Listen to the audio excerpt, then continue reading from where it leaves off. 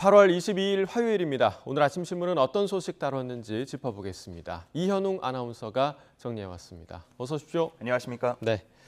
자, 오늘 첫 번째 기사부터 보겠습니다. 동아일보 기사인데요. 공원 CCTV 의무화가 유명무실하다. 그러니까 이번 그 신림동 사건 같은 경우도 결국엔 CCTV가 없는 걸 알고 지금 피의자가 범행을 저지른 거였잖아요. 예, 그렇습니다. 동아일보 기자가 사건이 벌어진 관악산 생태공원을 확인해 봤더니 축구장 10개보다 넓은 규모의 CCTV는 단 7대만 설치돼 있었다고 합니다. 그리고 약 500m 정도 떨어진 곳에 있는 독산 자연공원은 이보다도 면적은 더 컸는데 CCTV는 주차장에 단 한 대만 설치돼 있었다고 합니다. 이 두 공원을 포함해서 관악구 인근 도시공원 6곳을 따져봤더니 약 91만 제곱미터에 설치된 CCTV는 63대였고요. 한 대당 축구장 2개가 넘는 크기를 담당해야 하는 상황이었습니다. 네. 자, 다시 말하자면 사실상 범죄 예방 효과를 기대하기 어렵다라는 말인데 예. 이 CCTV 설치와 관련한 규정이 좀 어떻게 되는 건가요? 네, 도시공원법을 보면 지자체장이 범죄나 안전사고 발생 우려가 있는 공원대의 주요 지점에 CCTV와 비상벨 등을 설치해야 한다고 규정하고 있습니다. 하지만 설치 간격이나 장소, 또 기준 등 구체적인 지침은 쓰여 있지 않다 보니까 사실상 사문화된 유명무실한 규정이 되어버렸다는 평가가 나옵니다. 이에 전문가들은 지금이라도 설치 규정을 구체화할 필요가 있다고 말하고 있는데요. 실효성을 높일 규정을 만들고 또 이 의무화 지침을 어길 시에 처벌할 수 있는 규정도 마련해야 한다고 보고 있습니다. 네, 그야말로 이 규정이 정말 권고 수준이 아닌가 그렇게 생각이 되는데 이 권고 수준에 그치는 규정은 유명무실하다는데 이번 사건을 통해서도 다시 한번 좀 드러난 것 같습니다. 점검이 필요할 것 같습니다. 자, 다음 기사 보겠습니다. 자, 중앙일보 기사인데요. 가로수 사진이 보이고 지금 제목에 닭발 가로수라고 돼 있어요. 근데 또 보니까 닭발처럼 생기기도 했네요. 네, 그렇습니다. 지금 확대되고 있는 사진을 보면 최근 서울 서대문구에서 찍힌 가로수의 모습이 나와 있습니다. 방금 말씀하신 것처럼 이 닭발이라는 표현이 왜 쓰였는지 이해가 될 정도로 가지치기가 다소 과도하게 되어 있는 모습입니다. 가지와 잎이 풍성했다면 지금과 같이 햇볕이 따갑게 내리쬐을 때 그늘을 만들어줬을 텐데요. 양상한 모습에 다소 흉물스럽다는 반응도 나오고 있습니다. 네, 요즘처럼 더운 날에는 정말 그늘이 귀한데 왜 이렇게까지 가지치기를 좀 심하게 하는 건가요? 네, 그 이유를 보면은 지자체의 얘기를 들어볼 수 있습니다. 크게는 안전 문제 그리고 민원 때문이라고 하는데요. 우선 이 가로수를 그대로 두면 고압전선에 가지가 닿거나 태풍 등이 몰아칠 때 전기 합선 등의 위험이 있기 때문이라고 합니다. 그리고 인근 상가 건물에 영향을 주거나 은행 냄새가 심하다는 이유 등으로 민원이 들어와서 이를 해결하고자 가지치기를 하는 경우도 있다고 합니다.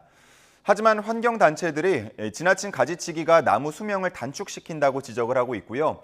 또 산림청이나 환경부 등도 보다 신중한 가지치기를 권고하고 있습니다. 따라서 앞으로는 보다 적절한 방안이 모색될 것으로 기대됩니다. 네, 사실상 이제 가로수도 인간이 필요해서 심은 건데 이렇게 계륵 취급을 받는 게 좀 씁쓸한 마음이 좀 듭니다. 자, 다음 기사 보겠습니다. 자, 빵 커팅이 3,000원이고 파라솔이 18만 원이다. 유럽 휴가철에 좀 바가지 요금이 좀 많아졌나 봐요. 네, 그렇습니다. 아마 이번 여름 휴가철을 맞아서 유럽에 다녀오신 분들 중에서 이러한 바가지 요금을 경험한 분들이 계실지 모르겠습니다. 제목에 나온 사례 외에도요. 음식을 나눠 먹기 위해서 앞접시를 요구하거나 아이의 젖병을 데워달라고 요청할 때에도 요금을 붙이는 경우가 있었다고 하는데요. 미국 CNN은 올 여름이 역사상 가장 비싼 계절로 기록될 거라면서 관광지들의 바가지 요금을 조명하기도 했습니다. 네, 이번 휴가 때 이제 해변을 갔는데 파라솔 요금을 따로 꽤 많이 받더라고요. 18만 원까지는 아니었지만 그래서 이제 유럽도 우리나라처럼 되어 가는구나라는 생각이 좀 들었는데 이런 상황에도 불구하고 관광객들은 더 늘고 있는 상황이죠. 맞습니다. 네. 통제불능의 고물가 탓에 유럽 현지인들은 휴가철에도 집에 머물고 있다고 하는데 그 빈자리들을 미국이나 아시아 관광객들이 채우고 있다고 합니다. 유명 도시의 경우는 팬데믹 이전 수준을 회복할 전망이라고 하는데요. 관광객들이 너무 많이 찾아오는 이른바 오버 투어리즘이 있다 보니까 유럽 곳곳에서는 오히려 관광객의 수를 줄이는 등의 대책을 마련하고 있습니다. 한 미국인 관광객의 얘기가 함께 실려 있었는데요. 우리는 비싼 가격을 알면서도 코로나 이전부터 이번 여행을 꿈꿔왔다면서 바가지 요금을 받아들이겠다는 인터뷰였습니다. 네. 받아들이고서라도 가겠다. 그러니까 주요 관광지에 대한 그 보복 여행 당분간은 좀 계속되지 않을까라는 생각이 듭니다. 자, 다음 기사 보겠습니다. 자, 온 바닥이 끈적하다. 달콤한 탕후루, 거리는 씁쓸. 저도 이제 아이 때문에 종종 탕후루를 먹곤 하는데 이런 문제가 좀 있나 봐요. 네, 그렇습니다. 최근 탕후루 맛집으로 소문난 곳에는 사람들이 줄지어서 서서 먹습니다. 하루에 1,500개 이상 팔 정도라고 하는데요. 하지만 인근 가게 주인들은 불편을 호소하고 있었습니다. 심지어 최근에는 이 사진에 나온 것처럼 노탕후루 존까지 등장을 했는데요.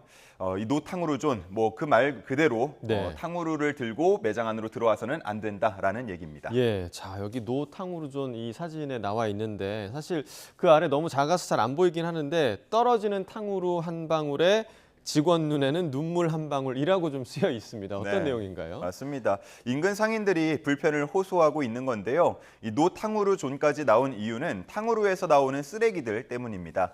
우선 꼬치와 종이컵 쓰레기가 문제가 되고 있다고 하고요. 또 코팅된 설탕 시럽이 바닥에 떨어지면서 끈적끈적해지는 경우가 많다고 합니다. 청소하기가 상당히 힘들다고 하고요. 그러자 탕후루 가게들에서는 이 꼬치를 버릴 수 있는 통을 미리 마련해 놓고 또 주변에 물 청소도 주기적으로 하려는 노력을 보이고 있습니다. 하지만 이동하는 손님들까지 붙잡아 둘 수는 없다면서 다소 어려움을 호소하고 있습니다. 네, 저는 이제 탕후루 먹을 때마다 설탕이 너무 딱딱해서 이거 먹을 때 좀 위험한 거 아닌가 그런 생각도 좀 들었는데 상인들 간에 이런 문제가 발생할 줄은 또 몰랐습니다. 자, 다음 기사 보겠습니다. 마지막 기사인데요. 자, 최근 러시아에서 무인 달 탐사선이 착륙에 실패했다라는 소식이 전해졌는데 뭐 4년 동안 여러 나라들이 도전을 했지만 모두 실패를 했죠. 관련 내용인가 봐요. 맞습니다. 네. 뭐 이스라엘, 일본, 인도 그리고 이번에 러시아까지 차례로 달 탐사선을 보냈는데 달 궤도에 오르는 데까지는 성공을 했지만 달 착륙에는 모두 다 실패했습니다. 과거 착륙에 성공했던 건 이 비교적 접근이 쉬운 달의 앞면을 노렸기 때문이라고 하는데요. 지금은 자원을 채굴할 수 있는, 다시 말해서 경제적 가치가 높은 달의 뒷면과 또 남극을 향하고 있습니다. 하지만 이곳들은 표면이 울퉁불퉁하고 또 시야 확보가 어려운 데다가 실시간 통신도 불가능하기 때문에 기술적인 장벽이 높은 상황이라고 합니다. 네, 뭐 일각에서는 미국도 달 남극에 무사히 착륙하기는 어려울 거다 이렇게 말하기도 한다고요. 맞습니다. 네. 레이저 고도계 방식이 아직 초기 단계이기 때문인데요. 이 달 탐사선은 달 지표를 향해서 레이저를 쏘고 이게 반사되어서 돌아오는 시간을 고도로 계산해서 착륙 속도를 조정하게 됩니다. 하지만 이 기술이 아직은 완벽하지 않다고 볼 수 있겠고요. 고도 계산 오류를 극복했다고 하더라도 통신 지연이 발생하면서 실시간 조작이 안 되는 것도 문제라고 볼 수 있겠습니다. 우리나라는 2032년 자체 기술로 제작한 무인 달 탐사선을 달 표면에 착륙시키는 게 목표인데요. 아직 착륙선을 만든 경험이 없기 때문에 넘어야 할 산은 상당히 많습니다. 그래도 최근에 우주 과학 발전을 위해서 좀 속도를 내는 분위기니까요. 한번 기대를 해보도록 하겠습니다. 네, 뭐 지금은 여러 실패 소식이 계속해서 전해지고 있긴 하지만 조만간 또 성공 소식이 전해지지 않을까라는 기대를 가져봅니다. 굿모닝 브리핑 이현웅 아나운서와 함께했습니다. 고맙습니다. 감사합니다.